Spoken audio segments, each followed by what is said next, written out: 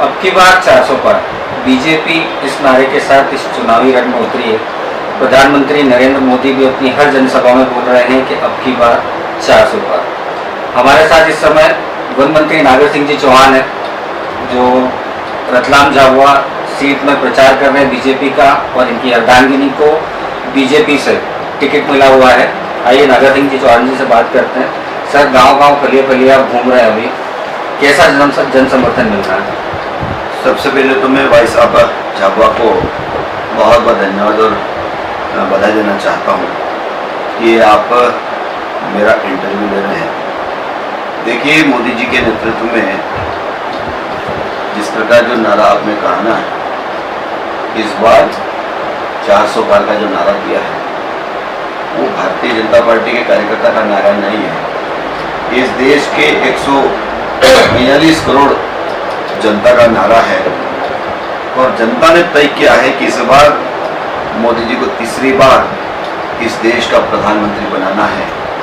और मैं लगातार मेरी धर्मपत्नी अनीता चौहान को जब से लोकसभा का टिकट घोषित हुआ है, जब से मैं लगातार झाबुआ, रतलाम और अलीराजपुर जिले का दौरा कर रहा हूँ, और जिस प्रकार जनता का समर्थन और जनता का जो आशीर्वाद मिल रहा है, तो मुझे लगता है कि भारतीय जनता पार्टी जो हमारे झाबुआ रतलाम लोकसभा है, ये ऐतिहासिक मतों से, कार्यकर्ता के परिश्रम और जनता के आशीर्वाद से यहाँ से जीतने वाले हैं, और फिर से इस देश के प्रधानमंत्री तीसरी बार नरेंद्र मोदी जी इस देश के प्रधानमंत्री बनने वाले हैं। आज राहुल गांधी की भी सभा है जोगट में, क्या फर्क पड़ने वाला है? राहुल गांधी की सभा के बाद कुछ दिक्कतें आने वाली है बीजेपी को, आएगी कि नहीं आएगी? देखिए, भारतीय जनता पार्टी झाबुआ, अलीराजपुर, रतलाम में बरसों से लड़ रही है। झाबुआ, अलीराजपुर, रतलाम में एक जमाने में भारतीय जनता पार्टी का झंडा उठाने वाला कोई भी नहीं था। उस समय भी हम लोग कांग्रेस से लड़ते थे, उस समय हम राहुल गांधी जी के पिताजी से लड़ते थे, और आज राहुल गांधी जी जोगट में आ रहे हैं। मुझे लगता है कि उसका कोई असर होने वाला नहीं है, क्योंकि इस देश की जनता ने राहुल गांधी को नकार दिया है, और राहुल गांधी से जनता का विश्वास टूट चुका है। क्योंकि राहुल गांधी जिस प्रकार की जो बातें करते हैं, उनके जो वक्तव्य आते हैं, उसको जनता सीरियसली लेती नहीं है। इसीलिए मुझे लगता है कि राहुल गांधी के आने से यहाँ पर भारतीय जनता पार्टी को कोई फर्क पड़ने वाला नहीं है। लेकिन राहुल गांधी ने जिस प्रकार अयोध्या में भगवान प्रभु श्री राम जी के निमंत्रण को, भूमि पूजन के निमंत्रण को ठुकराया, और उसके बाद अयोध्या में श्री प्रभु राम जी की प्राण प्रतिष्ठा के बाद वहां पर उद्घाटन समारोह में निमंत्रण को ठुकराया है, तो मुझे लगता है कि इस देश की जनता इस लोकसभा चुनाव में राहुल गांधी और कांग्रेस को ठुकराने वाली है। और ये अब 4 जून को जब ये परिणाम आएगा, तो आपको भी दिखेगा कि इसकी देश की जनता नरेंद्र मोदी जी के साथ है, और नरेंद्र मोदी जी को फिर से तीसरी बार प्रधानमंत्री के रूप में इस देश की जनता देखना चाहती है।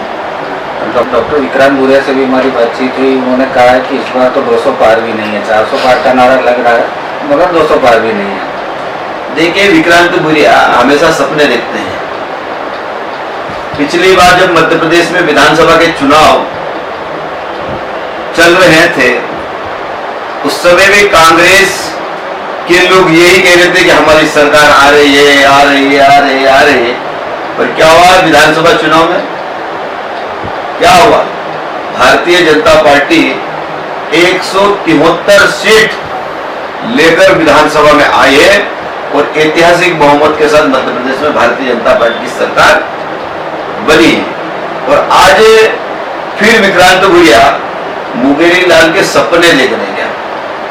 मुंगेरी लाल के हसीन सपने देखने को आतुर है, लेकिन उनका सपना कभी भी इस लोकसभा चुनाव में सफल होगा नहीं, क्योंकि कांग्रेस को और कांतिलाल भूरिया उसके पिताजी विक्रांत भूरिया के पिताजी को झाबुआ, अलीराजपुर, रतलाम की जनता बहुत अच्छे से समझती है, क्योंकि जनता ने उन्हें कई बार आशीर्वाद दिया, लोकसभा में कई बार विधानसभा में आशीर्वाद दिया, लेकिन उन्होंने झाबुआ जिले के लिए, अलीराजपुर जिले के लिए, रतलाम जिले के लिए ऐसा कोई काम नहीं किया जिससे कि जनता कांतिलाल को आशीर्वाद देगी।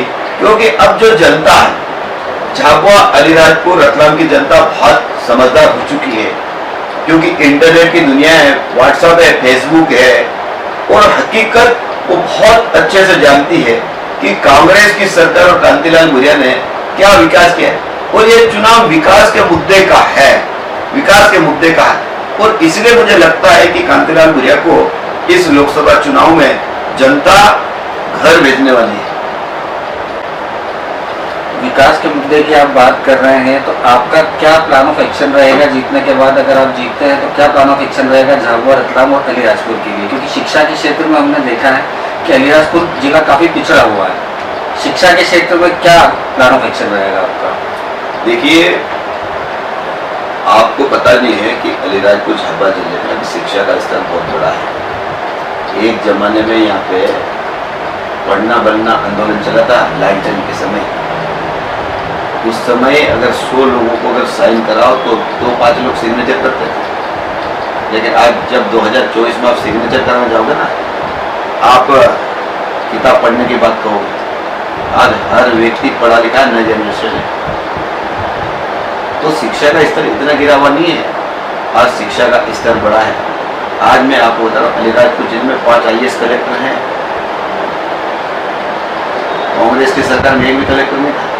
आज हमारे आदिवासी डॉक्टर बन रहे हैं, इंजीनियर बन रहे हैं, पुलिस विभाग के अनेक पदों पे हैं, और इसीलिए आज अलीराजपुर झाबुआ जिला शिक्षा के क्षेत्र में बहुत आगे बढ़ा है।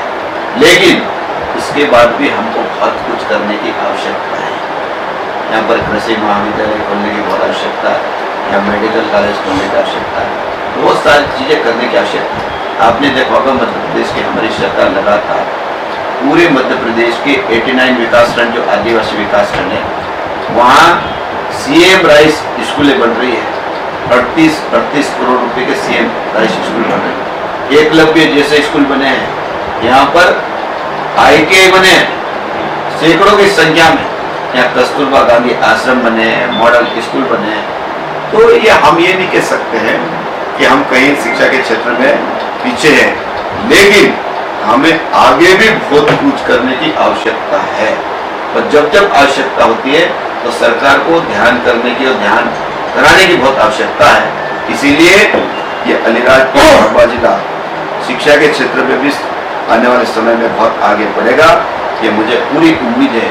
क्योंकि आज देखते होंगे स्कूल में जब बेटा बेटी स्कूल जब शुरू होती है तो कितनी बड़ी संख्या में बेटा बेटी जाते हैं, लेकिन झाबुआ अलीराजपुर जिला विकास के मामले में, शिक्षा के मामले में आज भी हम पीछे नहीं, आगे बढ़ रहे हैं, लेकिन और बढ़ाने की बहुत आवश्यकता। उसके लिए हम लगातार प्रयास भी करते रहेंगे। तो ये थे मध्य प्रदेश शासन के वन मंत्री नागर सिंह चौहान, जिनकी बातें आपने सुनी है। वॉइस ऑफ झाबुआ के लिए मैं प्रियंक तिवारी।